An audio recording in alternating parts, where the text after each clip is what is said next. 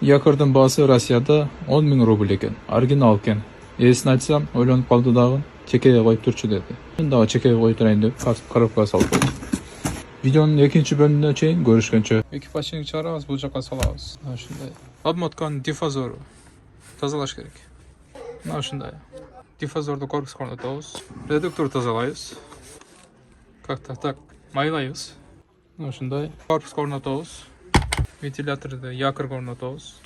Мына ушундай. Экөөнү бириктиребиз. Мына ушундай. Щетканы орнотобуз. Мына ушундай. Ушундай эле экинчи жагын орнотобуз. Электрический жагы калды, мунун баары тазалайбыз. Мына ушундай. Электрика жагын баарын чогултабыз. Мына ушундай. Үстүңкү капкакты алабыз, жабабыз. Анын үчүн тазалайбыз. Мына ушундай. Бул жакты тазалайбыз. Как-то так. Үстүңкү капкакты жабабыз. Мына ушундай. Мотордун капкагын тазалайбыз. Мына ушундай. Капкак жабабыз. Мына ушундай. Текшерип көрөбүз.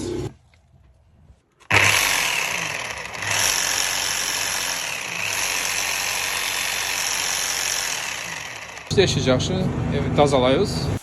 Мына ушундай достор. Достор, эгер видео пайдалуу болгон болсо, каналга катталып, лайк басып, комментарий жазып, башкалар менен бөлүшүп коюңуздар. Көрүшкөнчө.